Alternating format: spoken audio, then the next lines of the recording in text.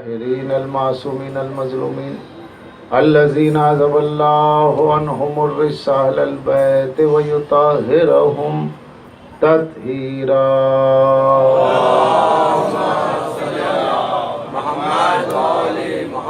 ولعنة الله على أعدائهم ومنكري فضائلهم وغاصبي حقوقهم أجمعين من الآن إلى قيام يوم الدين.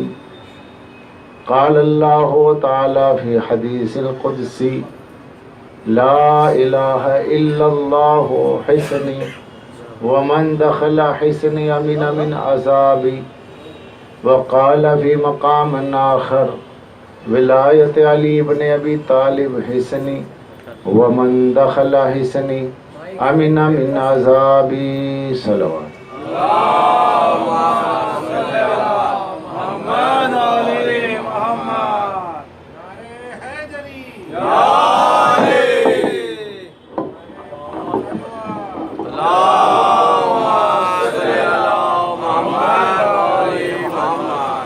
عزیزان گرامی، مسلسل ہماری گفتگو توحید اور اہل بیت، توحید اور ولایت اہل بیت پر ہو رہی ہے، اور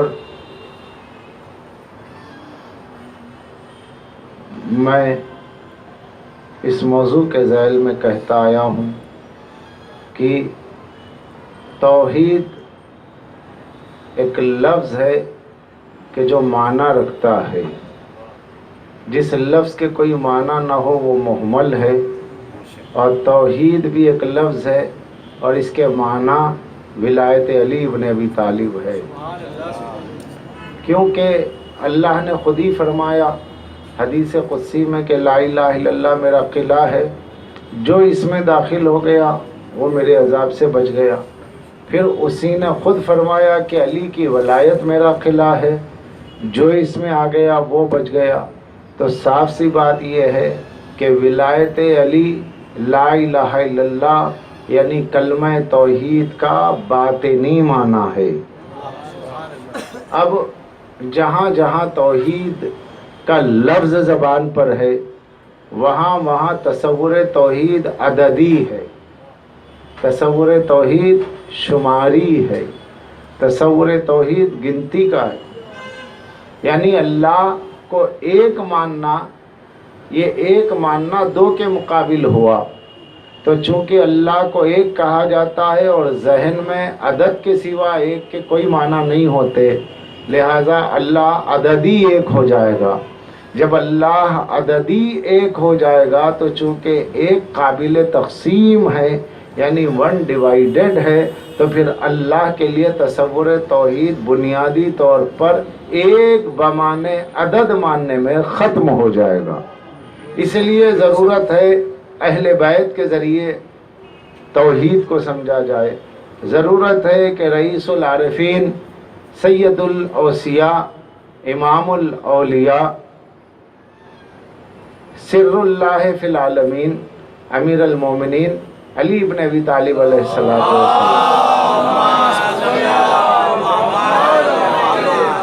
کے ذریعے ہم خطبے توحید کے ذریعے اور مختلف ارشادات کے ذریعے ہم یہ سمجھیں کہ توحید ہے کیا. کیوں؟ بغیر اس کے توحید بغیر ان کے سمجھ میں نہیں آئے گی. اور دھیرے دھیرے پتہ چلے گا کہ توحید کا لفظ دوہرا دینا اور ہے، توحید کے معنی تک پہنچنا اور ہے، توحید کو پا لینا اور. ہر لفظ ہوتا ہے اور اس کے ساتھ معنی بھی ہوتے ہیں، تو اس کے ساتھ مصداق بھی پایا جاتا ہے. اللہ کے لیے لفظ توحید اس کی صفت ہے، یعنی اس کی صفت اکتائی کا مظہر لفظ توحید ہے.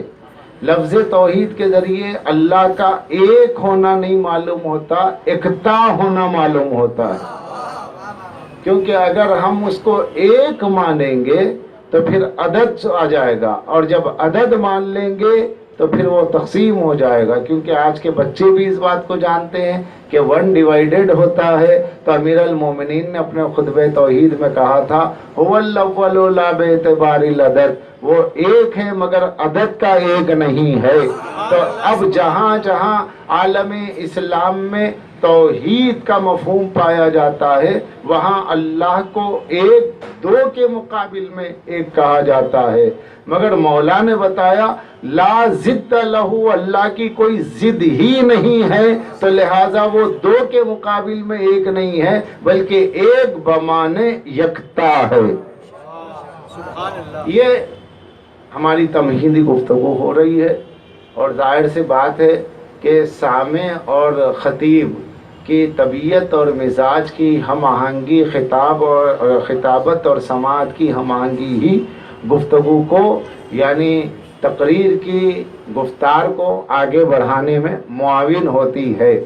تو جیسے جیسے مجھے محسوس ہوتا جائے گا کہ میں آپ کے زرخیز ذہن پر اپنے خطابت کا ترشح یا خطابت کا فیضان آپ، فیضان بارش پہنچا رہا ہوں، اور اس کے برگ و بار بھی مجھے نظر آنے لگے نتائج کی صورت میں، آپ کے چہروں کی شادابی سے آپ کے ماتھے پہ شکن سوال کی نمودار نہ ہو رہی ہو، چہروں پر حیرت کی فضائیں طاری نہ ہو رہی ہوں، بلکہ چہرے کھل رہے ہوں، چتون پہ بل نہ پڑے ہوں، تو بات سمجھ میں آ جائے گی کہ میری خطابت کے ساتھ آپ کی سماعت متوازی خطوط پر چل رہی ہے۔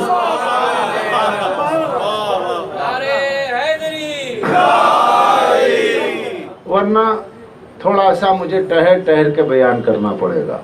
لیکن عزیزو، جیسا کہ میں نے عرض کیا تھا پہلے بھی، 2 جملے عرض کر دوں کہ وہ حضرات جو اس سے پہلے کے بیانات میں نہ رہے ہیں وہ 2-3 جملوں میں اندازہ کر لے، اس لیے کہ عقل مند کے لیے اشارہ کافی ہے، تو جو مسلسل سن رہے ہیں ان کے لیے تو یہ آموختہ ہو جائے گا، لیکن جو پہلی بار آج آئے ہیں ان کے لیے سابقہ گفتگو میں سے 2-3 جملے آ جائیں تو وہ سمجھ جائیں گے کہ آگے کی گفتگو اسی سے مربوط ہے، کہ اللہ کی توحید کا ہمیں اقرار کرنا ہے، کلمہ توحید ہے، لیکن عزیزان گرامی جس چیز کا بھی انکار کیا جائے یا اقرار کیا جائے اس کا ہمارے آبزرویشن میں ہونا ضروری ہے، یا وہ ہماری عقل میں آئے۔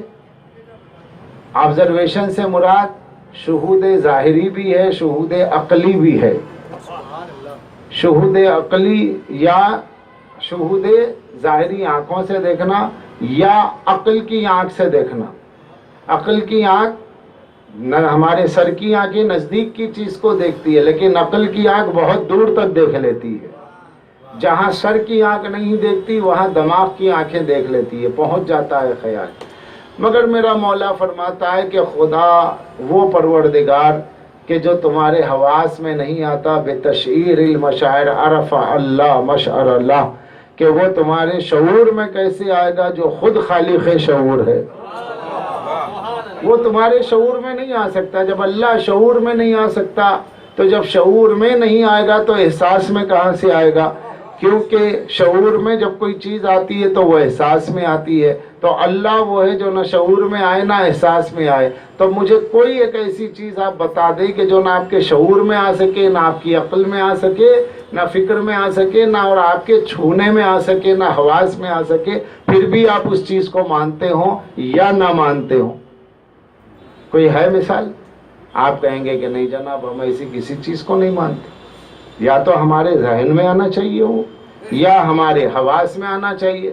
جو ذہن میں اور عقل میں نہ آئے، جو ذہن میں، عقل میں اور ہمارے حواس میں، چھونے میں نہ آئے، احساس میں نہ آئے، تو وہ چیز گویا ہے ہی نہیں، ہم اس کو نہیں مانتے۔ اب اللہ نہ عقل میں آتا ہے نہ حواس میں آتا ہے، پھر اس کو مانے تو کیسے مانے؟ توحید اتنی آسان نہیں ہے، در اہل بیت سے سیکھنا ہے۔ کیف یعبد من لم یعرف، تم اس کی کیسے عبادت کرو گے جس کو تم جانتے ہی نہیں، جس کو تم پہچانتے ہی نہیں؟ تو مولا فرماتے ہیں پہلے پہچانو پھر عبادت کرو۔ اب ہم پہچانے کیسے؟ پہچاننے کے 2 طریقے ہیں، یا تو سوچ کے بتائیں یا چھو کے بتائیں، نہ اللہ چھونے میں آتا ہے نہ اللہ سوچنے میں آتا ہے، کیونکہ اگر اللہ سوچ میں آ جائے تو وہ برین کریشن ہو جائے گا، ہماری ذہنی پیداوار ہو جائے گا۔ اب جہاں جہاں اللہ فکر و عقل میں آتا ہے ان تمام کی فکر کی تخلیق کا نام اللہ ہے۔ گویا اللہ نے ان کو پیدا نہیں کیا بلکہ انہوں نے اللہ کو پیدا کیا، انہوں نے پیدا کیا، یعنی ان کی فکروں نے پیدا کیا، ان کے ذہنوں نے پیدا کیا۔ تو جس نے یہ سوچا کہ میں اللہ کو سمجھ گیا، میری فکر میں اللہ آ گیا، وہ اس کی مخلوق ہے۔ مولا فرماتے وہ اس کے ذہن کی مخلوق ہے اللہ، وہ اس کی ذہن کی مخلوق ہے خدا، جس کے ذہن میں خدا آ جائے، کیونکہ عقل محدود ہے، خالق عقل لامحدود ہے۔ مگر ہمیں دعوت دی گئی کہ ہم اللہ کی توحید کا اقرار کریں، اللہ کی توحید کی تصدیق کریں، اللہ وحدہ لا شریک کو مانے۔ تو جو عقل و فکر میں نہ آئے تو اسے مانے کیسے؟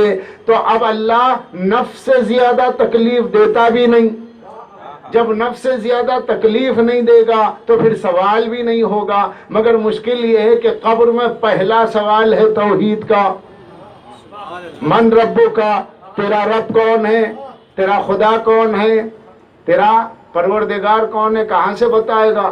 سوچ کے بتائے گا تو سوچ میں آ ہی نہیں سکتا، سوچے گا تو خدا سوچ میں نہیں آتا۔ تو پہلا سوال توحید کے بارے میں قبر میں ہوگا۔ تو جب اللہ فکر میں آتا ہی نہیں، حواس میں آتا ہی نہیں، اور قبر میں سوال پہلا اللہ کی توحید کے بارے میں ہے، تو جواب کیسے دیا جائے گا؟ ہم کہیں گے پالنے والے تو بندے کو اس سے نفس سے زیادہ تکلیف نہیں دیتا، تو نہ ہماری عقل میں آتا ہے نہ ہمارے چھونے میں آتا ہے، تو تیرے بارے میں ہم جواب دے تو کیسے دیں؟ تو اس کے لیے یا تو اللہ کو ہمارے پاس آنا پڑے گا۔ اگر اللہ ہمارے پاس آ جائے گا تو پھر وہ اللہ نہیں رہے گا، کیونکہ اللہ آنے جانے سے پاک ہے، کیونکہ جہاں سے آئے گا وہاں کی جگہ خالی، تو جب وہاں کی جگہ خالی ہے تو وہاں نہیں ہوگا، اور یہاں ہے تو وہاں ہے، ایسی بات نہیں ہے۔ اس لیے میرے مولا نے صاف صاف باتیں بیان فرما دی خطبہ نہج البلاغہ پہلے خطبے میں، کہ یاد رکھو اللہ کے لیے یہ نہیں کہا جا سکتا کہ وہ کس شے پر ہے یا کس شے میں ہے، کیونکہ کسی پر ہونے کا مطلب یہ ہے کہ اس نے اللہ کو اٹھا لیا، اور جو اللہ کو اٹھا لے وہ اللہ سے بھی بڑا ہو جائے گا۔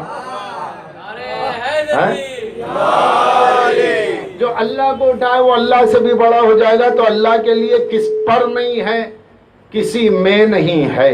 تو اب وہ اللہ ایسا ہے کہ بھائی اس سے تو کمیونسٹ بہتر ہو گیا، کہ کمیونسٹ نے کہا بھائی سیدھے بات ہے، ہم میٹرلسٹ لوگ ہیں، ہم اسپریچول مائنڈ والے ہیں نہیں، یہ سب افسانے اور خیال اور شاعری ہے، بیکار کی باتیں ہیں، خدا کچھ نہیں ہوتا۔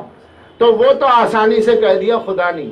لیکن اب جتنے خدا ماننے والے ان سے پوچھو خدا کیا ہے، میں سمجھ گیا اور تو سمجھ گیا، تو پھر تیری سمجھ میں جو آ جائے وہ خدا کیسے؟ میں نے آگے بڑھ کے کہا دیکھو بھائی خدا کی عظمت یہ ہے کہ وہ سمجھ میں ہی نہیں آتا، خدا کی عظمت یہ ہے کہ وہ سمجھ ہی میں نہیں آتا، یہ اس کی عظمت ہے۔ اس نے کیا بات گھما کے ہو گئی، یہی بات ہم کہہ دیں ہماری سمجھ میں نہیں آتا، ہم انکار کر رہے تو ہم کافر، یہی بات تم کہہ دو کہ اللہ سمجھ میں نہیں آتا تم مان لو تو تم مومن۔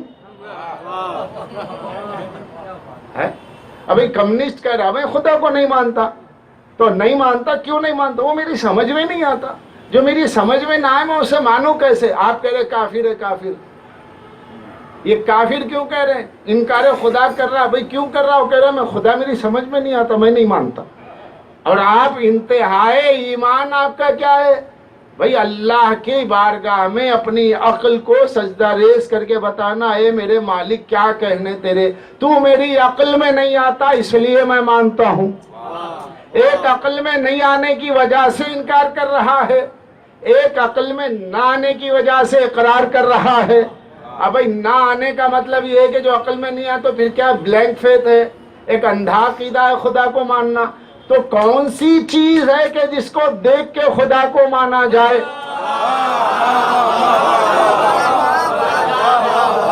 کون سی چیز ہے؟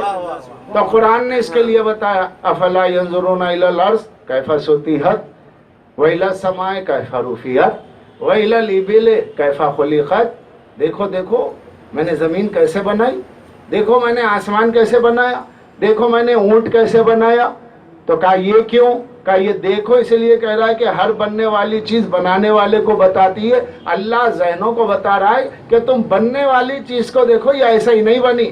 یہ بننے والی چیز زمین کہہ رہی ہے کوئی بنانے والا ہے، آسمان کہہ رہا ہے کوئی بنانے والا ہے، یہ اونٹ کہہ رہا ہے کہ کوئی اس کا خالق ہے. ہر شے اپنے بننے میں اپنے بنانے والے کی طرف تمہارے ذہن کو گائیڈ لائن کر رہی ہے. اس کا مطلب یہ ہوا کہ کوئی اس کا کریٹر ہے، کوئی اس کا خالق ہے، بس اس کا نام ہے. تو ہم نے کہا یہ معرفت نہیں ہے، یہ تو صرف علم ہے.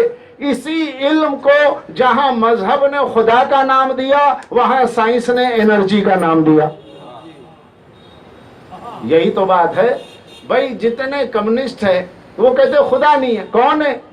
کوئی یونیورسل مائنڈ تو ہوگا. یہ کائنات اپنے منضبط طریقے پہ ہے. کیوں؟ کہا کہ یہ اس لیے ہے، یہ کائنات اپنے سسٹم کے ساتھ اس لیے موجود ہے، انرجی کام کر رہی ہے. خدا کا لفظ ہٹا دیا، انرجی کا رکھ دیا. بھئی انرجی سمجھ میں آ جاتی ہے، خدا سمجھ میں نہیں آتا. یہی تو بات. لیکن یہ باتیں اب ذرا سا کیا ہوگا کہ تھوڑی بہت زیادہ ہی خشک ہو جائے گی. آپ کہیں گے ایک بات کافی ہے، اب پھر وہیں پر آنا ہے جہاں سے جیسے پڑھتے رہے. یہی مزاج ہے. مگر یہ میں نے تمہید اس لیے باندھی. تمہید کیا باندھی؟ جیسے جیسے مجھے محسوس ہوتا جاتا ہے آپ لوگوں کے سننے کا انداز، ویسے ویسے میں بڑھتا چلا جاتا ہوں. تو بہرحال عزیزان گرامی، ہر بننے والی چیز بنانے والے کو بتاتی ہے، پتا دیتی ہے کوئی اس کا بنانے والا ہے. مگر جتنی شے ناقص ہوگی اتنا بنانے والے کے لیے دلیل ناقص ہوگی. اگرچہ کہ وہ شے اپنے بننے میں اپنی کیپیسٹی میں فل ہو، اپنی کیپیسٹی میں کمپلیٹ ہو. ہر بننے والی چیز اپنے ظرف کے اعتبار سے کمپلیٹ ہے، مگر جس کے لیے سمجھنے کے لیے جس کو دیکھنا ہے اس کے لیے وہ ناقص ہے. یعنی ایک چیونٹی ہے، چیونٹی اپنے بننے میں کمپلیٹ ہے، مگر اس چیونٹی کو دیکھ کے کہوں، کیونکہ سورہ نمل بھی ہے قرآن میں، چیونٹی کا سورہ بھی ہے، مولا نے بھی چیونٹی کے لیے بتایا. تو اب اگر میں چیونٹی کو دیکھ کے کہوں دیکھو کیا خدا ہے، خدا یہ ہے جس نے اس چیونٹی کو بنایا، تو آپ کہیں گے یہ کیا، یہ تو میرے ناخن کے بھی آدھے حصے کی ہے، اس سے میں خدا کو سمجھوں، یعنی اس کے ذریعے میں خدا کا اقرار کروں. بات سمجھ میں نہیں آئی. تو جب چیونٹی کی مثال دیتے ہیں تو لوگ کہتے ہیں حقیر چیز ہے، حقیر کیڑا. تو کبھی بھی اعلیٰ کے مقابل میں ادنا کو مثال میں پیش نہیں کیا جاتا. اعلیٰ کو منوانے کے لیے کوئی اعلیٰ چاہیے، ادنا نہیں.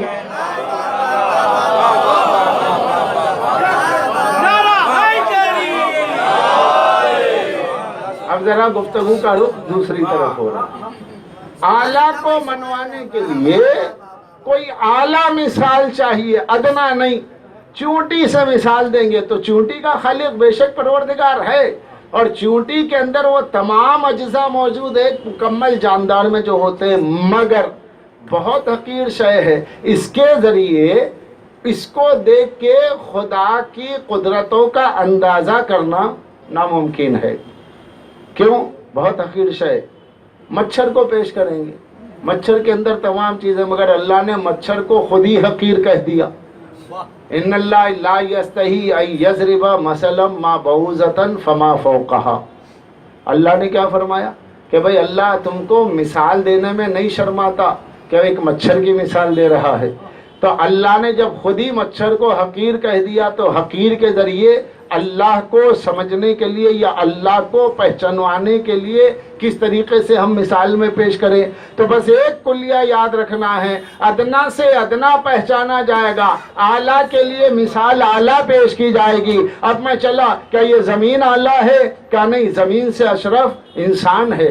کیا پہاڑ، کیا فرشتے، کا کوئی نہیں، انسان ہے اشرف المخلوقات. تو میں نے کہا چلو انسان کا کون ہے، بابا آدم کون ہے؟ تو کہنے لگے کہ حضرت آدم ابو البشر ہے، یعنی تمام انسانوں کے باپ ہے۔ حضرت آدم تک پہنچے، حضرت آدم سے ہم نے پوچھا آپ کو فرشتوں نے کیوں سجدہ کیا؟ آپ تو مٹی ہے۔ کہا کہ فرشتوں سے پوچھو۔ فرشتوں سے پوچھا تو فرشتوں نے کہا کہ ہم مٹی کو دیکھ کے تھوڑا ہی سجدہ کر رہے تھے، حکم پروردگار تھا۔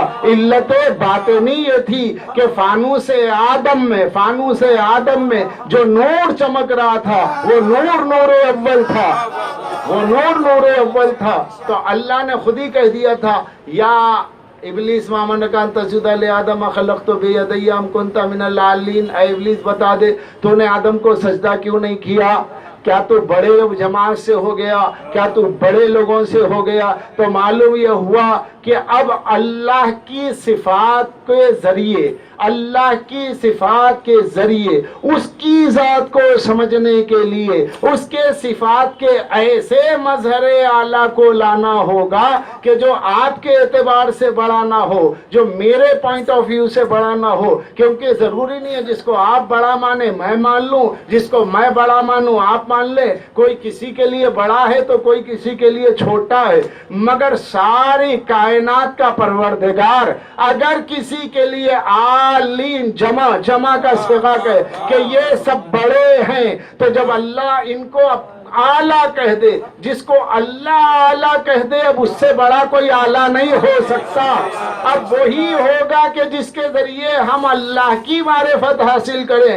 اب وہ کائنات میں کون ہے؟ تو اس کے لیے قرآن نے کہا کہ دیکھو اللہ کو اگر جاننا ہے، اگر اللہ کو پہچاننا ہے تو اس کی ذات تک تم نہیں پہنچ سکتے، یہ تمہاری کمی، وہ تم تک نہیں آ سکتا، وہ اس کی تنزیہ۔ درمیان میں اس نے کچھ مثل رکھے ہیں، وہ مثل کو اللہ نے فرمایا وَلِلَّهِ الْمَثَلُ الْأَعْلَىٰ، اللہ کے لیے اعلیٰ مثل ہے۔ اہل بیت سے پوچھا گیا یہ اللہ کے لیے میرے لیے اعلیٰ نہیں، میرے لیے اعلیٰ نہیں، بلکہ اللہ کے لیے جو اعلیٰ ہے، جو سب سے بڑھتر کائنات میں پاک پروردگار، وہ کہہ رہا ہے میرے لیے اعلیٰ مثل نہیں کہا مثل۔ مثل کہتے ہیں ذات کے لیے، مثل کہتے ہیں صفات کے لیے۔ ہر شے اپنی صفت کے ذریعے پہچانی جاتی ہے۔ اللہ کہہ رہا ہے مجھے پہچاننے کے لیے میری مثل ہے۔ مثل کون؟ اہل بیت نے کہا نحن مثل الاعلیٰ۔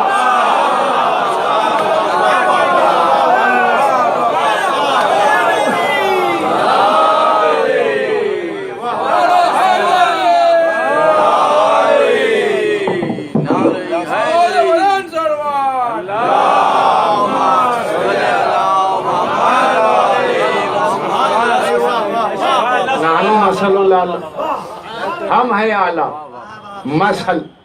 مثل یعنی صفات، مثل یعنی ذات، کیونکہ مثل میں اشتراک ذاتی ہے، مثل میں اشتراک ذاتی ہے، مثل میں اشتراک صفاتی ہے۔ مثل ڈیٹو ذات، مثل کا مطلب ذات کی بالکل کاپی، بے عین ہی، بے وصف ہی، بے نفس ہی، جیسے کا ویسا، یعنی ذات کا بدل ذات ایز اٹ از، مگر صفات ہیں۔ یہ ایٹریبیوٹس جو اللہ کے صفات ہیں، اللہ اپنی صفات کا دوسرا نام دے کے کہہ رہا مثل۔ میری مثل ہے، وہ کون ہے؟ تو دعویٰ کرنے والوں نے تو خلافت کا دعویٰ کیا، دعویٰ کرنے والوں نے بہت دعوے کیے، اور کیا کیا دعوے کیے گئے، کیا کیا دعوے کیے جا رہے، مگر کوئی یہ دعویٰ نہ کر سکا کہ ہم اللہ کی مثل ہیں۔ اہل بیت نے کہا ہم ہیں اللہ کی مثل۔ صفت کو، ذات کو صفت کے ذریعے سے پہچاننا پڑتا ہے۔ سورج ہے اپنی منزل پر آسمانوں میں، مگر سورج کو یہاں پہچاننے کے لیے اس کی روشنی کو دیکھا جائے گا۔ روشنی ہے صفت، سورج ہے ذات۔ ذات تک پہنچنے کے لیے صفت کا سہارا ضروری ہے۔ بلکہ صفت ہی ذات کے ہونے کا ثبوت ہے۔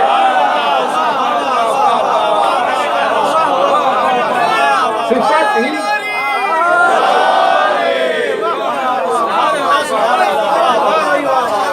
اگر یہ صفت نہ ہو ذات تو ہوگی مگر اعتبار ذات نہ ہوگا۔ آگ ہو حرارت نہ ہو، کیسی آگ ہے بھائی؟ حرارت ہی نہیں ہے، یہ آگ نہیں ہے۔ ارے نہیں صاحب، آگ ہے، سرخ پوش ہے، اس کی شعلے فضاؤں میں گفتگو کر رہے ہیں، ہوائیں اس کو چھوتے ہوئے ڈر رہی ہیں، لوگ اس کی بھاپ کے قریب آنے کے لیے سوچ رہے ہیں کہ جائیں کہ نہ جائیں، آپ کہہ رہے ہیں کہ نہیں آگ نہیں ہے۔ کہ میاں دیکھو ہاتھ رکھا ہوا ہے، کچھ بھی نہیں ہے، آگ نہیں ہے، دھوکہ ہے یہ، کیونکہ آگ ہے تو حرارت ہوگی۔ تو مطلب یہ ہوا کہ صورت کے اعتبار سے اگرچہ آگ نظر آئے، لیکن جب تک کہ اس کی صفت ظاہر نہ ہو حرارت، اس وقت تک آگ ہوتے ہوئے بھی آگ سمجھی نہیں جائے گی۔ برف ہے، برف کا لازمہ کیا ہے؟ برف کا ظہور کیسے ہوگا؟ یہ برف ہے، پہچانی کیسے جائے گی؟ صفت کیا ہے اس کی؟ ٹھنڈک، برودت، ٹھنڈک سے معلوم ہوا ارے بہت ٹھنڈا پانی، لیکن پانی ختم ہو گیا، اب وہ برف ہی برف ہے۔ تو کہا کہ میاں دیکھ لو برف ہے کہ نہیں ہے، چھو لیا، کہا نہیں صاحب برف ہے۔ کیسے پتا چلا؟ ٹھنڈک کی وجہ سے۔ اگر اس میں ٹھنڈک نہ ہو تو کہا میاں یہ عجیب چیز ہے، میں تو برف سمجھ رہا تھا مگر اس میں ٹھنڈک ہی نہیں ہے۔ اس کا مطلب برف کہہ رہا تھا، مگر جب تک اس کی ٹھنڈک معلوم نہ ہوئی برف ہونے کی تصدیق نہیں ہوئی، یعنی برف ہونے کا ثبوت نہ ہوا۔ اللہ بلا تشبیہ بلا تمثیل، اللہ ذات وحدت، ذات مطلق ہے، ذات وحدت، ذات مطلق پروردگار، جس کے لیے لفظ اللہ ہماری ناقص عقلوں کو سمجھانے اللہ کہا گیا، بگرچہ وہ اپنی ذات میں لفظ اللہ کا بھی محتاج نہیں ہے۔ تو وہ ذات کہ جس ذات نے اپنے کو پہچانوانے کے لیے لفظ اللہ رکھا، اس ذات کے ہونے کا ثبوت اس کی صفات کے ذریعے ہوگا، اور صفت ظہور چاہتی ہے۔ اگر صفت ظاہر نہ ہو، آبزرویشن میں نہ آئے، تب تک آپ مانیں گے نہیں۔ میں آیا، مجلس شروع ہونے والی تھی، یہاں بیٹھا ہوا تھا، سلمان بھائی کے ساتھ گفتگو ہو رہی تھی، کسی نے کہا کہ بھائی آپس میں گفتگو لوگ کر رہے تھے، ارے کون مولانا پڑھ رہے ہیں، سنائے توحید پہ کچھ باتیں ہو رہی ہیں۔ ہاں صاحب کامران حیدر صاحب پڑھ رہے ہیں۔ کیسی مجلس سے پڑھ رہے ہیں؟ ارے نہیں اچھی پڑھ رہے ہیں، سمجھ میں آ رہا ہے۔ اچھا کون ہے؟ یہی۔ ارے یہ ہاں، ارے یہ ہے کیا مطلب؟ اس لیے کہ وہ جیسا دیکھ رہا ہے ویسا اس کو نظر نہیں آ رہا ہے، وہ سمجھ نہیں پا رہا ہے کہ یہ توحید پہ بول رہے ہیں۔ لیکن یہ اب کیا ہوا؟ اب یہ تعارف ہوا، بھائی مولانا کامران حیدر بیٹھے ہیں، ذاکر اہل بیت ہے، مولانا بات کی بات ہے، لیکن سب سے اول کیا ہے شرف؟ ذاکر اہل بیت ہے۔ کیونکہ یہ شرف یہی پایا جاتا ہے، عالم اسلام کے 73 فرقوں میں مولاناؤں کی بھرمار ہے، مگر ذاکر اہل بیت بس یہی ہے۔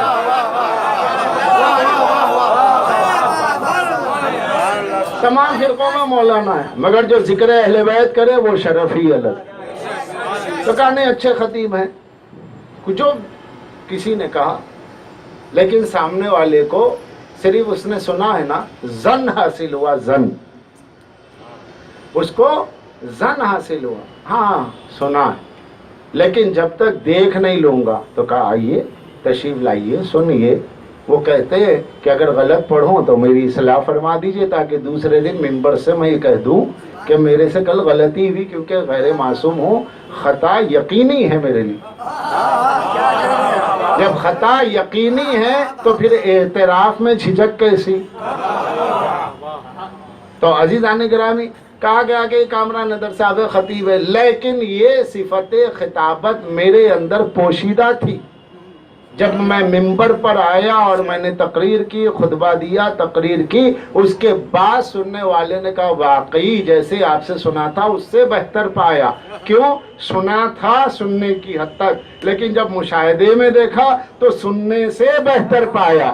تو جب یہ صفت خطابت، یہ جو صفت ہے، صفت اس وقت تک جب صفت عزیزو، صفت جب ظہور کی منزل میں آئے تو اسی کو فعل کہتے ہیں۔ صفت جب ظاہر ہو تو اس کا ایک ایکشن ہوتا ہے، اس ایکشن کو عمل کہا جاتا ہے، فعل کہا جاتا ہے۔ تو یہ خطیب خطابت اس میں پوشیدہ تھی تو صفت، لیکن یہی صفت جب عمل کی صورت میں ظاہر ہو گئی تو ہے فعل۔ اب یہ فعل جب مشاہدے میں آ گیا تب معلوم ہوا کہ نہیں واقعی یہ خطیب ہیں۔ اب میں باہر چلا، کسی سے مارکیٹ میں ملاقات ہو گئی، کہیں کچھ فروٹ لے رہا تھا یا کہیں کسی سے کوئی چیز لے رہا تھا دکان پر، ایک صاحب آگے بڑھے، بھائی مولانا السلام علیکم۔ میں نے کہا خیریت تو ہے، آپ کی مزاج صحیح ہے؟ بولے کیوں؟ ارے بھائی میں یہاں آپ کی طرح ایک عام آدمی مارکیٹ میں مال خرید رہا ہوں، مارکیٹ میں فروٹ خرید رہا ہوں، آپ مجھے مولانا کیوں کہہ رہے ہیں؟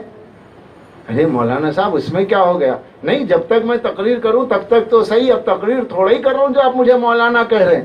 کہا کہ نہیں، آپ کی یہ صفت خطابت آپ کی ذات سے جدا تھوڑا ہی ہے، آپ کی ذات سے جدا تھوڑا ہی ہے، یہ آپ میں پوشیدہ ہے۔ جب پوشیدہ ہونے کی تصدیق دیکھنے میں ہو گئی، جب پوشیدہ ہونے کی تصدیق دیکھنے میں ہو گئی تو سنا ایک بار، مان رہا ہے زندگی بھر کے ہے خطیب، سنا ایک بار شاعر کا کلام، مان رہا ہے پوری زندگی کے ہے شاعر۔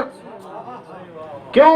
دیکھ لیا اس کی صفت کو فعل میں آتے ہوئے، اس کی پوشیدہ صفت کو ظاہر ہوتے ہوئے۔ عزیزان گرامی، اللہ جو ذات خفی ہے اس نے اپنے توحید کا لاگو کیا آپ پر قانون کہ میری توحید کی تصدیق کو اقرار کرو، جنت میں چلے جاؤ، لا الہ الا اللہ حسنی، لا الہ الا اللہ میرا قلعہ ہے، تو نہ عقل میں آتا ہے نہ حواس میں آتا ہے، اقرار کرے تو کیسے کرے، تصدیق کرے تو کیسے کرے۔ اس نے کہا کہ دیکھو میں ذات ہی ذات ہوں تو سمجھ میں نہیں آئے گا، میری کچھ صفات بھی ہیں، تو ہم نے کہا ہم انتظار کر رہے ہیں تیری صفات ظاہر کب ہوگی تاکہ وہ ظاہر ہو تو ہم پہچانے۔ کہا کہ مالک نے کہ وہ تو میری صفتیں اشیاء کائنات کی ہر شے سے میری صفت کا ظہور ہو رہا ہے، لیکن وہ صفتیں کہ جہاں منزل کمال پہ تم دیکھنا چاہتے ہو کہ جس پر دیکھنے کے بعد پھر کہیں دیکھنے کی ضرورت نہ پڑے، تو وہ میرا مظہر العجائب علی ابن ابی طالب ہے۔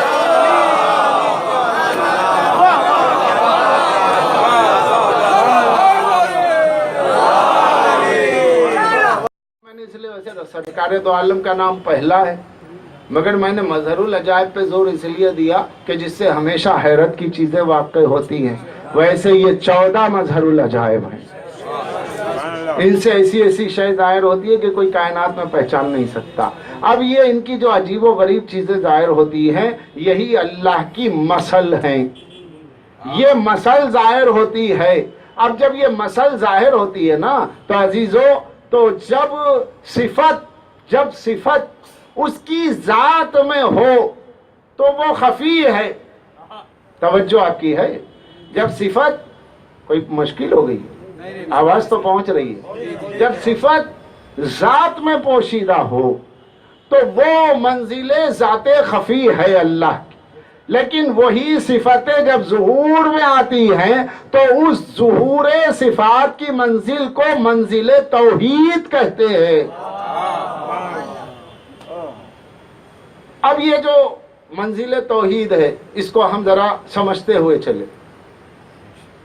میری ذات میں میری صفت خطابت پوشیدہ، اب یہ ظاہر ہوئی فعلاً، میں بول رہا ہوں، اس کا اثر ہو رہا ہے آپ پر۔ تو ایک ہے موصوف، دوسری ہے صفت، تیسری ہے صفت کا اظہار۔ صفت جس پر ظاہر ہوگی اس پر جو کیفیت ہو وہ آپ ہے۔ کوئی سو رہا ہے، کوئی واہ واہ کر رہا ہے، کسی کو کوئی اٹھا رہا ہے۔ یہ مختلف کیفیات خطابت میں سننے والے کی ہوتی ہیں۔ اللہ بلا تشبیہ بلا تمثیل، اللہ کی ذات، ذات خفیہ، ذات مطلقہ، اس ذات کی صفات ہیں جس کو اللہ نے ظہور کی منزل میں ظاہر ہونے میں مثل اعلیٰ کہا۔ تو وہ جب ظاہر ہوتی ہے تو چونکہ ایک سے ظاہر ہو رہی ہے، اللہ واحد ہے، اللہ احد ہے، اس سے جو ظاہر ہو رہی ہے، ظاہر ہونے میں انیک ہو لیکن مصدر اس کا ایک ہے، اور جس سے ظاہر ہو رہی ہے وہ کثرت میں ہونے کے باوجود منبع وحدت ہے۔ جس سے ظاہر ہو رہی ہیں وہ کثرت میں ہونے کے باوجود ان کی نوع وحدت ہے۔ لہذا اب توحید جب منزل ظہور پہ آ جائے تو جس سے ظاہر ہو رہی ہے اسی کے آبزرویشن کرنے کا نام ہے توحید۔ اور آسان کر دیں کیونکہ اندازہ تو ہو رہا ہے کہ سب پہنچے نہیں۔ میں سمجھانے میں ناکام ہو رہا ہوں، ایسا نہیں کہ آپ سمجھنے میں ناکام ہو رہے ہو۔ تھوڑا اور آگے بڑھ جائے کیونکہ میں جہاں جا رہا ہوں وہ بڑی اہم حدیث ہے جو میرے ذہن میں آ رہی ہے۔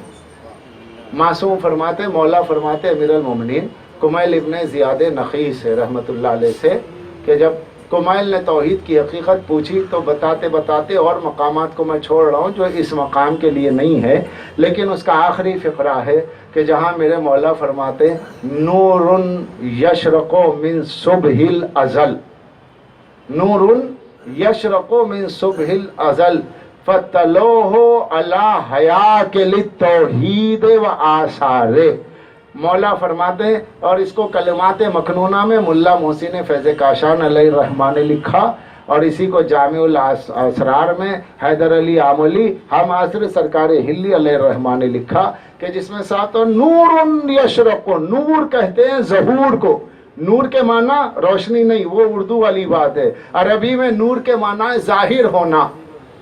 عربی میں نور کے معنی اظہر بنفسہ مظہر لغیرہ، جو خود کو ظاہر کرے اور خود کو ظاہر کرتے ہوئے دوسرے کو ظاہر کرے، اس کو نور کہتے ہیں، اس کو نور کہتے ہیں، اس کو نور کہتے ہیں۔ تو اس منزل پہ میں آگے بڑھتا ہوا کو نور یشرق من صبح الازل، جب ذات وحدت کا ظہور ازل میں ہوا تو کیا ہوا؟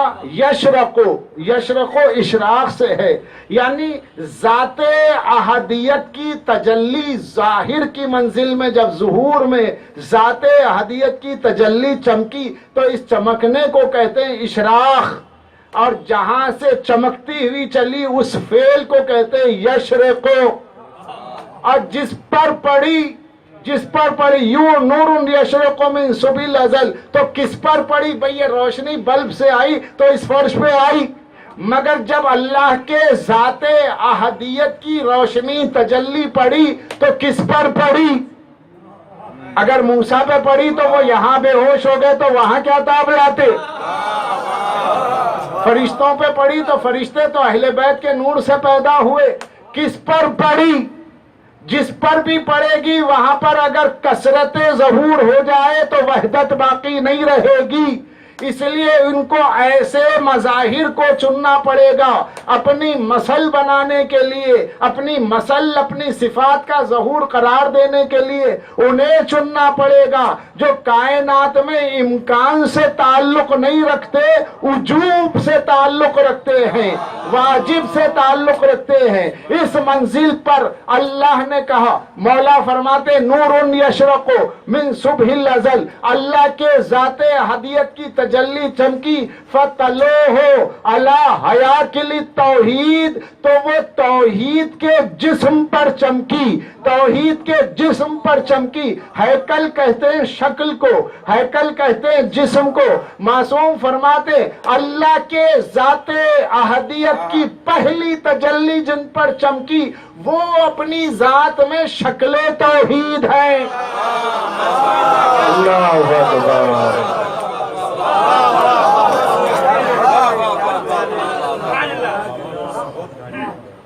وہ اپنی ذات میں شکل توحید ہے. بھئی یہ روشنی میرے چھوٹے بھائی سمجھ لیں، یہ روشنی مرکیوری کی چمکی جس پر پڑی، فرش پہ پڑی، زمین پہ پڑی، ذات احدیت کی، اللہ کے ذات کی پہلی تجلی، پہلی کرن، پہلی روشنی جس پر چمکی، جہاں چمکی، جس پہ چمکی، وہ ہے شکل توحید. ارے بھائی یہ شکل توحید کا کیا مطلب ہوا؟ میں پھر اور سمجھانے کی کوشش کرتا ہوں. جب تک سب میرے ساتھ نہیں ہو جائیں گے، میں جب تک یہ مسئلہ واضح نہ ہو جائے ممبر سے اترنے کا بھی نہیں.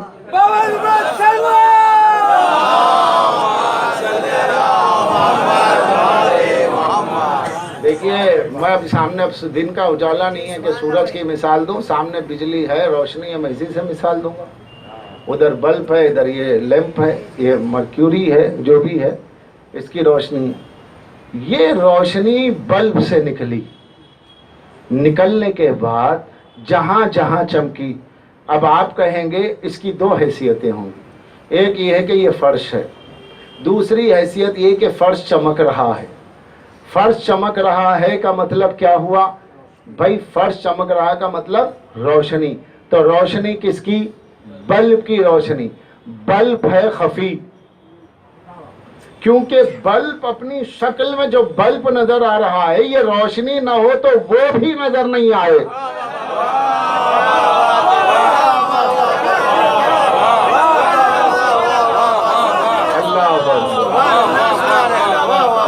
اس بلب سے جو روشنی نکل رہی ہے، اگرچہ کہ یہ روشنی بلب کے مصدر سے ہے، اس کا بلب نہ ہوتا تو یہ روشنی نہیں ہوتی، مگر کمال ہے کہ بلب جس سے روشنی نکل رہی ہے، اگر یہ روشنی نہ ہو تو وہ خود بھی نظر نہیں آتا.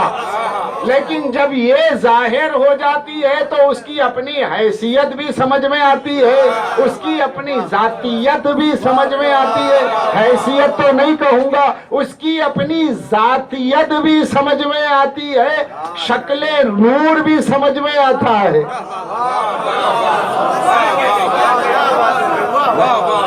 تو اب یہ روشنی جس پہ پڑ رہی ہے نا، تو وہ ہے ذات، وہ ہے جوہر، یہ ہے عرض، یہ ہے عرض.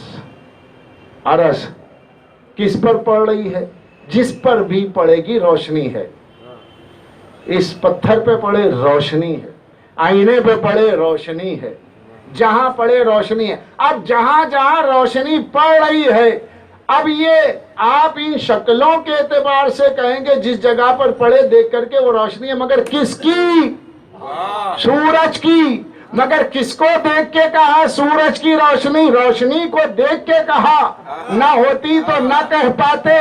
عزیزان گرامی، نور یشرق من صبح الازل فطلعوا علی حیاکل التوحید. اللہ کی ذات کا نور چمکا تو جس پر چمکا، جہاں چمکا، تو جب چمک کر شکل میں آیا تو اس کو کہا گیا یہ توحید ہے. یہی نور ذات میں ہو تو احدیت ہے، یہی نور ظہور میں آ جائے تو توحید ہے.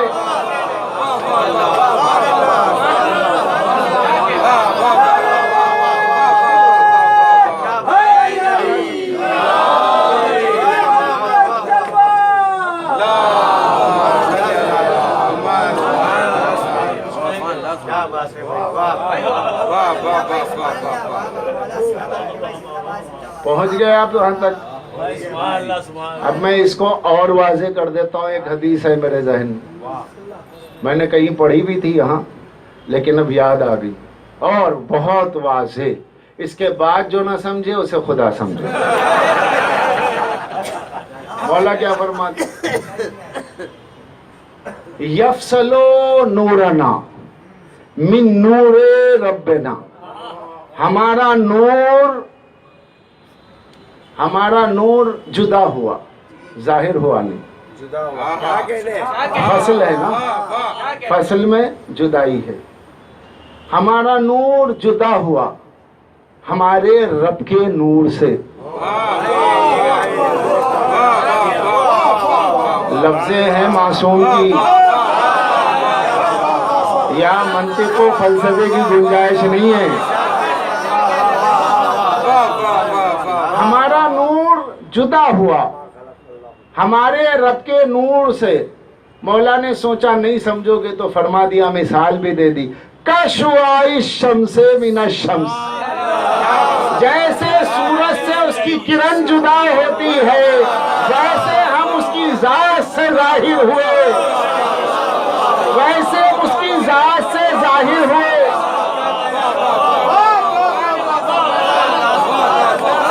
ویسے ہم اس کی ذات سے ظاہر ہوئے. جملہ لیتے ہوئے جانا، ویسے ہم اس کی ذات سے ظاہر ہوئے. تم خلق ہوئے، ہم ظاہر ہوئے.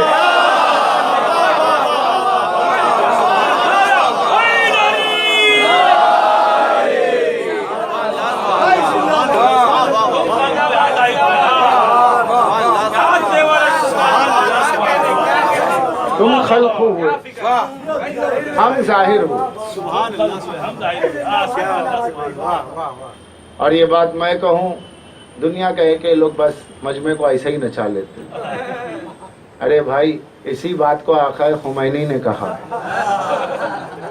ہاں، سرکار خمینی فرما رہے ہیں اپنی کتاب مصباح الہدایہ الی الخلافت و نور الولایہ، جس میں اگر کسی کوئی عربی فارسی کا جاننے والا ہے تو جب تک میں یہاں ہوں میرے پاس آئے، میں اسے عبارت دکھا دوں گا، کتاب دکھا دوں گا. میرے پاس جب تک میں یہاں ہوں کوئی پوچھنے والا ہو تو آئے تاکہ اس کی معلومات میں اضافہ ہو.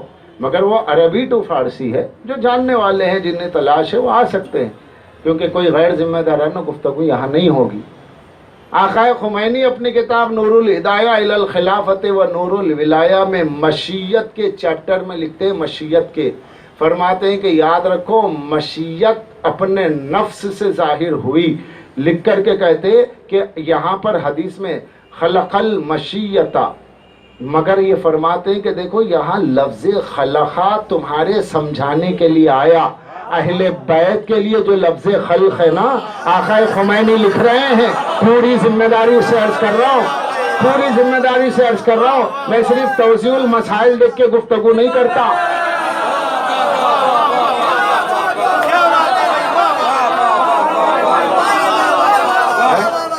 مسائل جسمانی جسم کی حفاظت کے لیے ہے، مسائل جسم کی طہارت کے لیے ہے، فضائل روح کی طہارت کے لیے.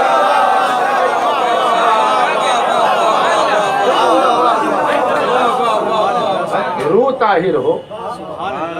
کیا فرما رہے ہیں؟ کہا کہ ان کے لیے لفظ خلق، ورنہ زیادہ احتیاط کی ضرورت ہو تو میں منبر سے دکھاتا، لیکن اتنی ضرورت نہیں ہے. جسے جاننا ہو آ سکتا ہے، قیام گاہ پہ ملے میں اسے دکھاؤں گا. فرماتے حدیث میں، اگرچہ کہ حدیث میں ان کے لیے وہاں لفظ خلق ہے، مگر فرماتے ہیں مگر ان کے لیے لفظ خلق کہا گیا ہے نہیں. کہا اس لیے گیا کہ تم خلق کے سوا کچھ سمجھتے ہی نہیں.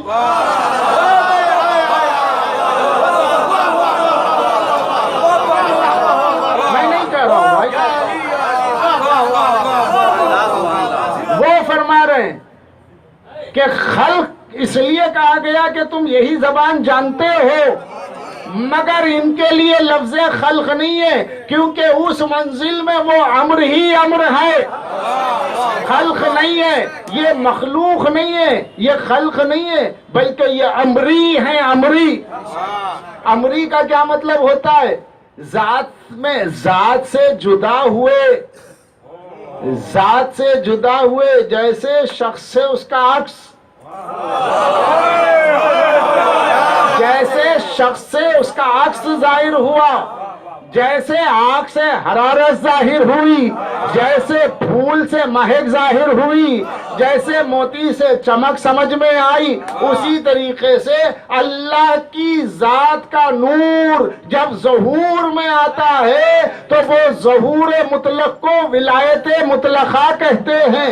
اس ولایت مطلقہ کے اگر شکلیں بنائی جائیں تو ان شکلوں کا نام کہیں محمد ہے، کہیں حسنین ہے، کہیں علی زہرا ہے. صلوات پر محمد و آل محمد.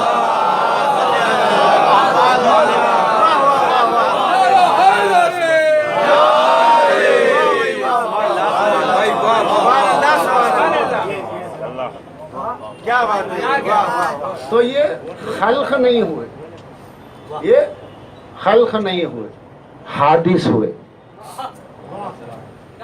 خلق نہیں ہوئے، وہاں لکھا ہے حادث ہوئے۔ ہم لوگ خلق ہوئے، اہل بیت حادث ہوئے۔ کا یہ حادث کیا ہے؟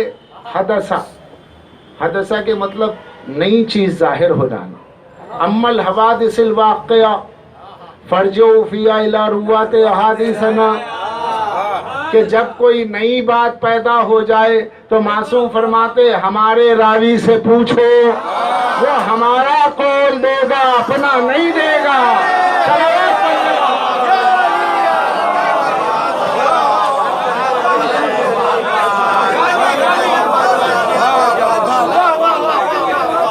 الی روات احادیث، تو یہاں اما الحوادث ہمارا قول دے گا، اس سے روایت لو، ہماری بات دے گا۔ اور جو معصوم کی نسبت سے معصوم کی بات نہ دے تو اس سے بڑا کوئی خیانت کار بھی نہیں ہوگا۔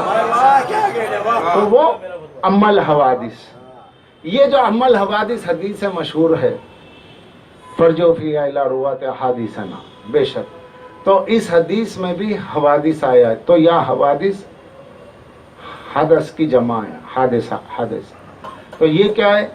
حدث۔ تو اہل بیت اہل حدوث ہیں، کہ جو ذات سے ظاہر ہوئے، جدا ہوئے، یعنی یہ سمجھ لو میں ذات ہی ذات ہوں، لیکن میری تقریر جو مجھی سے ظاہر ہو رہی ہے، آپ پر اثر انداز ہو رہی ہے، تو یہ میرا ایک مقام سے دوسرے مقام تک ذاتی اعتبار سے نہیں، رتبے کے اعتبار سے، اور رتبتاً میں الگ ہوا۔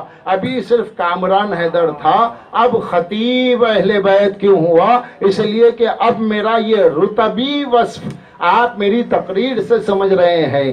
اللہ ذات ہی ذات تھا، ذات ہی ذات ہے، مگر اس کے ذات ہی ذات کے ہونے میں اس کا وصف کے اعتبار سے جو ظہور ہوا، ہم نے کہا اللہ رحیم ہے، اللہ کریم ہے، اللہ رحمان ہے، اللہ ستار ہے، تو ہم بس اللہ ہی کو جانتے، ستار و رحمان و غفار کو نہیں جانتے۔ یہ جب ظاہر ہوئے تب ہم نے کہا وہ رحیم ہے، وہ کریم ہے۔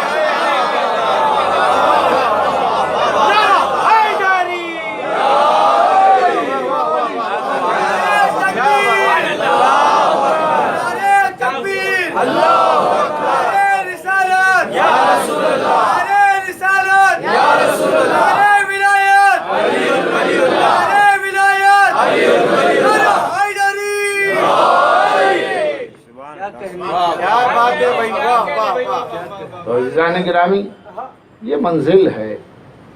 اب اس منزل میں یہ ظاہر ہیں، اور یہ ظاہر ہے، یہی مظہر ہیں، وہ مظہر ہے، وہ ظاہر کرنے والا ہے اپنے آپ سے، یہ ظاہر ہونے والے ہیں اس کی ذات سے۔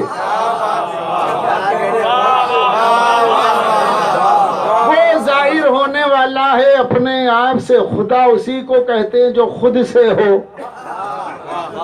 وہ ظاہر ہوا اپنے آپ سے، اور یہ ظاہر ہوئے اس کی ذات سے۔ یہ خطابت کا جملہ نہیں ہے، معصوم کے جملے کا ترجمہ ہے۔ معصوم فرماتے ہیں اخترانا من نور ذات ہی، ہم اس کی ذات سے مخترع ہوئے، ہم اس کی ذات سے جدا ہوئے۔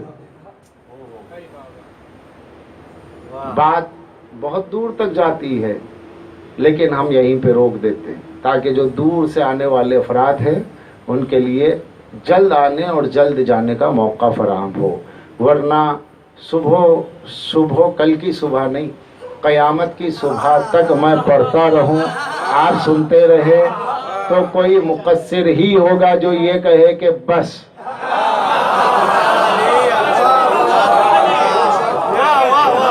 حیدر کر رہا ہے اہل بیت۔ یہ اللہ کی توحید ہے، یہ میں کیا بیان کر رہا ہوں؟ نام ہے علی اور ظہور ہے توحید کا، نام ہے رسالت کا، ظہور ہے توحید کا۔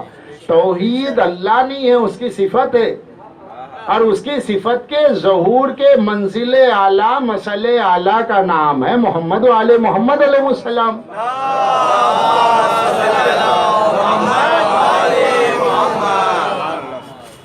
جس منزل پہ جس کو جیسا ضرورت پڑے خدا کے صفات کو دیکھنے کی، وہ ان میں دیکھے، وہ ان میں دیکھے۔ اجی کربلا بھی ہے تو اسی کی صفت ظہور کی تفصیل ہے۔ کربلا مقام عرفان میں، کربلا تاریخ کے آئینے میں کچھ اور، تاریخی اعتبار سے کربلا کا مطالعہ الگ ہے، واقعات، علل، اسباب، وہ کارروائیاں پوری ثقیفہ کا نتیجہ ہے۔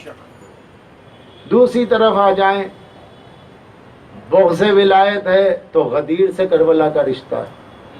تیسری طرف آ جائیں، منزل عرفان میں ذات احدیت سے کربلا کا کیا تعلق ہے؟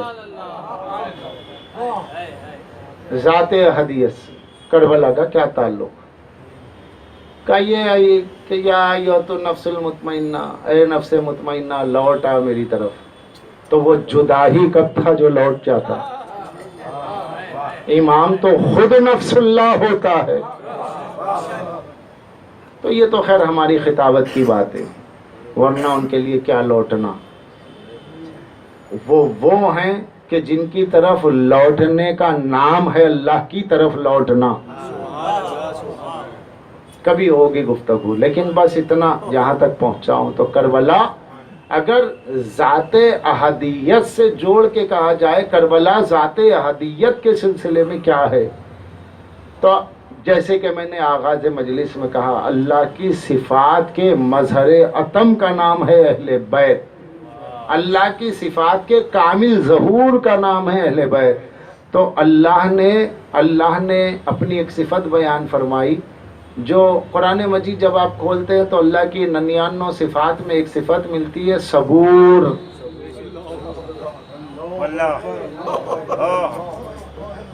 اگر اس رخ سے پہلی بار سن رہے ہوں تو دعا کرنا کہ زندگی میں کبھی کسی کی محتاجی نہ ہو اور خاتمہ علی کی ولایت پر ہو۔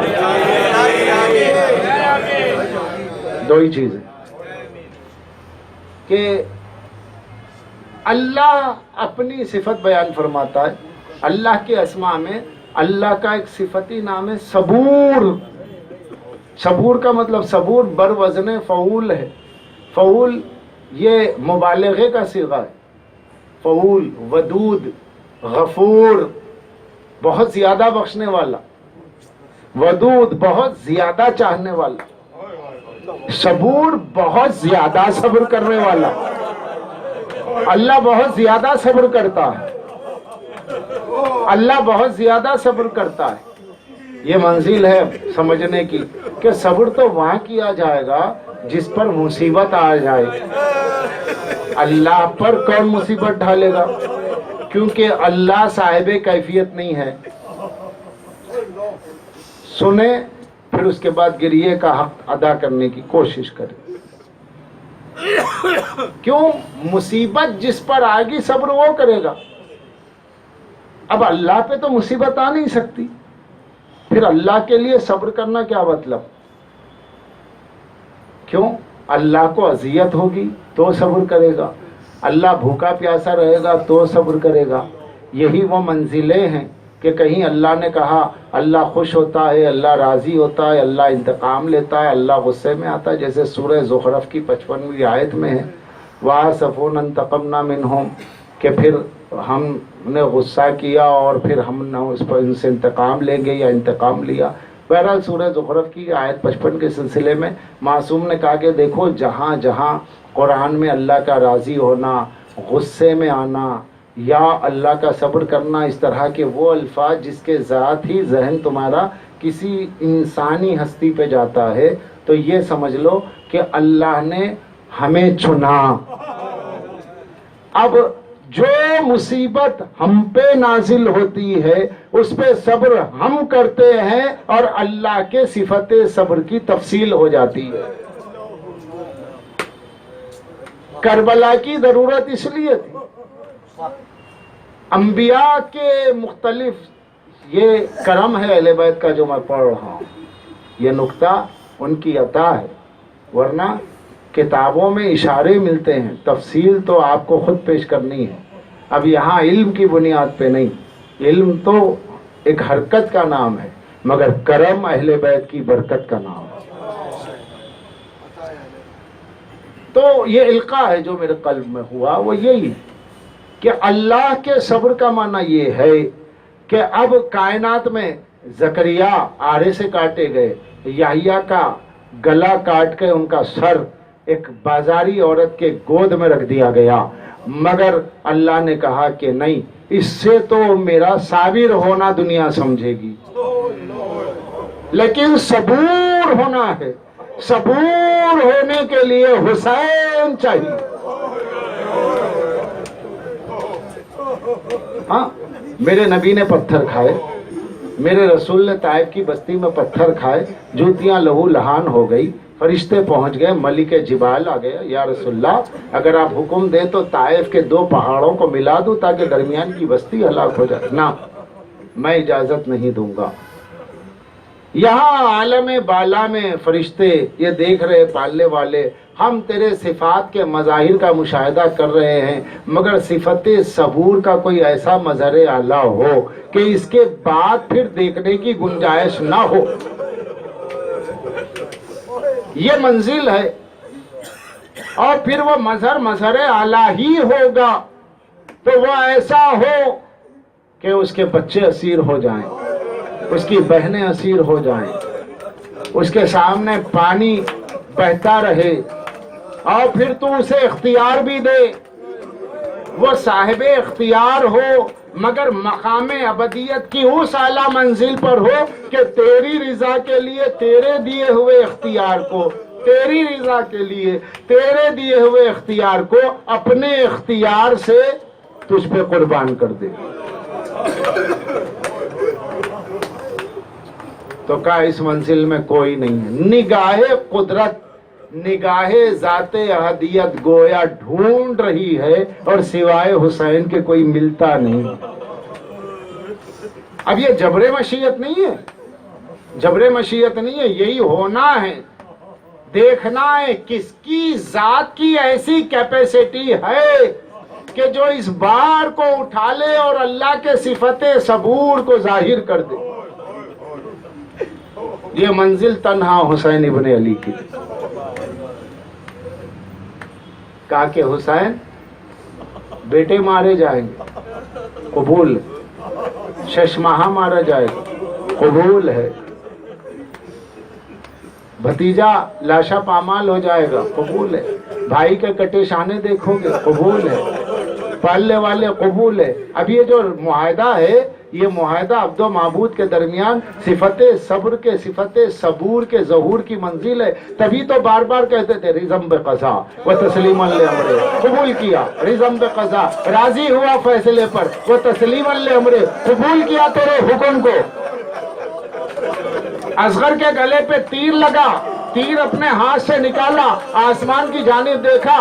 جیسے ہی آسمان کی جانب دیکھا، فرشتوں کے سامنے یہ بات تھی، کوئی منزل تو ایسی ہوگی کہ صفت صبور کے اطلاق کی منزل میں، ظہور کی منزل میں اگر مظہر اعلیٰ ایک قدم پیچھے لے لے گا تو توحید کے جو اثرات صفات ہیں وہ راہ میں رک جائیں گے. اب اس مشاہدے کے لیے حسین کی وہ منزل آخر تھی علی اصغر، مگر اس کے لیے بھی حسین جیسے ہی قدم پیچھے لیتے تو پتہ نہیں ملکوت میں کیا کیفیت ہو جاتی، پھر ایک قدم آگے بڑھاتے، مگر زبان یہی کہتی رضم بقضا، قبول کیا، قبول کیا، راضی ہوں تیرے فیصلے پر. رضم بقضا، راضی ہوں تیرے فیصلے پر. تسلیما لامرہ، قبول کرتا ہوں تیرے حکم کو. پالنے والے میں قبول کرتا ہوں، میں حسین قبول کرتا ہوں. انبیاء کا سینہ نہیں ہے، نہیں ہے. اور किसी का सीना नहीं है, नहीं है। मूसा पीछे हटे,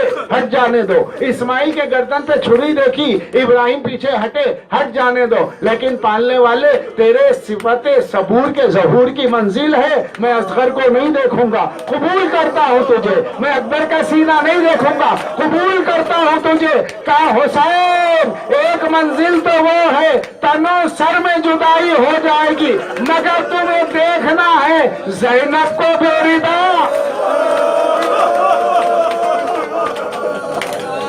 देख लोगे, देख लोगे? हे मेरे मालिक, क्या यही तेरी मशीयत है? हाँ हुसैन हाँ।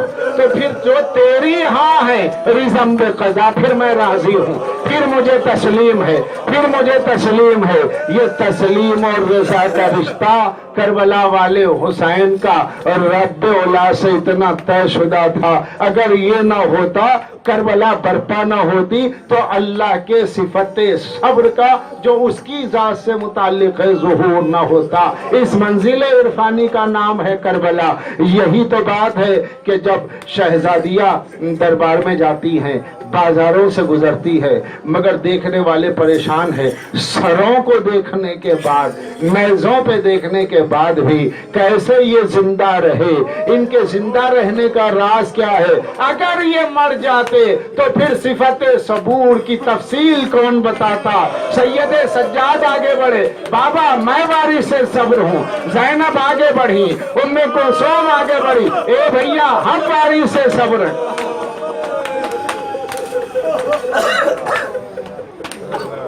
हम वारिस से सब्र हैं।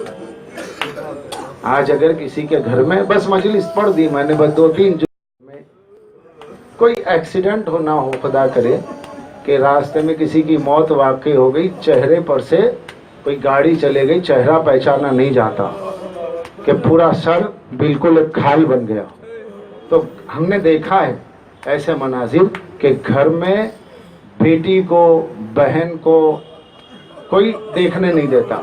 नहीं नहीं बस दुआ करो, देखो दुआ करो, जरूरी नहीं है देखना। नहीं मैं देखना चाहती हूँ, नहीं नहीं जिद नहीं करना, बहन मत देखो। हम कह रहे हैं ना हम भाई हैं तुम्हारे, दिलासा देते हैं लोग, खानदान में दिलासा देते हैं। क्यों? कि जब लाशे को देखने का मतलब ये है अब देख नहीं सकते, तो घर वाले रोक देते हैं। हाँ पढ़ूं तो बस इतना पढ़ूंगा कि ओहद जहन में आ रही है, जंगे ओहद हो गई, हजरत हमजा शहीद हो गए, होंठ काट दिए गए, नाक काट दी गई, पेट की आंतों को निकाल के गले में पहना गया, हजरत हमजा का कलेजा, रसूलुल्लाह के चचा का कलेजा निकाल करके हिंदा चबाने लगी। सरकार दो आलम पहुंचे, ये मंजर देखा, इतने में शोर हुआ, पलट के पूछा ये कैसा शोर है? असाब ने कहा वाह मुसीबता या रसूल अल्लाह, वाह मुसीबता या रसूल अल्लाह। अरे बताओगे भी क्या मुसीबत है? कहा या रसूल अल्लाह आपकी फूफी हजरत सफिया आ रही है, हजरत हमजा की बहन आ रही है, सफिया बिनते अब्दुल मुत्तलिब।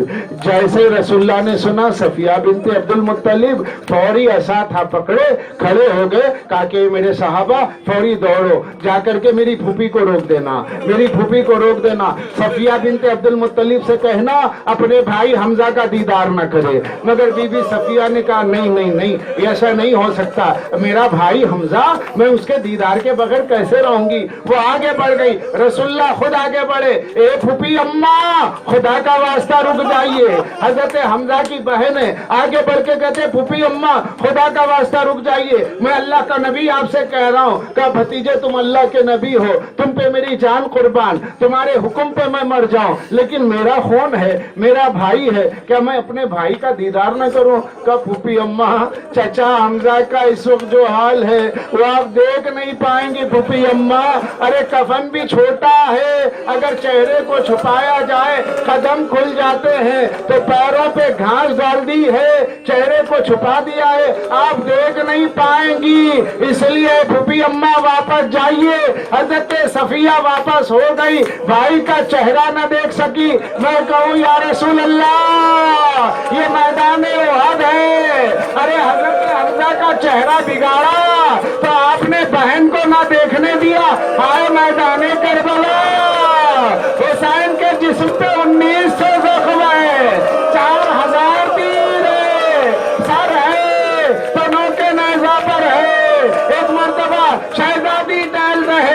بے چینی سے کہتی ہے یا جب ارے ہم کس جنگل میں ہیں؟ ہمارے بھائی کا سر موقع نیزہ پر اسی منزل کو دیکھ کر سید سجاد کا جسم جب پیلا پڑ گیا تھا، شہزادی زینب نے جھنجھوڑا، اے میرے لال اپنی پھوپھی پہ رحم کرو۔ کہا پھوپھی اماں، ارے وہ منزل حق کی ہے کہ جہاں پر صفیہ کو نہیں دیکھنے گیا، لیکن ہائے میں کیا کروں، ہاتھ بندے ہیں، غسل نہیں دے سکتا، میرے بابا کا سر موقع نیزہ پر ہے اور میں بیٹا کچھ نہیں کر سکتا۔ وَسَ عَلَمُ الَّذِينَ ظَلَمُوا أَيَّ مُنْقَلِبٍ يَنْقَلِبُونَ۔ پالنے والے ذکر رضا کو قبول فرما، ہمیں کوئی غم نہ دے بجز غم حسین کے، جب تک زندہ ہیں تیری توحید خالص پر، سرکار دو عالم کے ختم نبوت کے عقیدے پر، ائمہ طاہرین کی ولایت و تکوینیہ کے عقیدے پر زندہ رکھ، جتنے زائرین جا رہے ہیں ان کی حفاظت فرما، داعش اور نصرہ القاعدہ کو نیست و نابود فرما، پالنے والے شیعت کے درمیان میں جو بھی جس طرح کے اختلافات سازشی طور سے ہو رہے، پالنے والے ان سب سے قوم کو نجات دے، ولائے علی اور رضائے حسین پہ متحد فرما، ہمارے علماء اعلام کو کہ جو ولایت علی ابن ابی طالب میں، رضائے حسین کی ترویج میں اپنی زندگیوں کو وقف کر رہے ہیں، پالنے والے ان سب کو سلامت رکھ، ظہور امام میں تاجیل فرما، ہمیں ان کے ناصروں میں شمار۔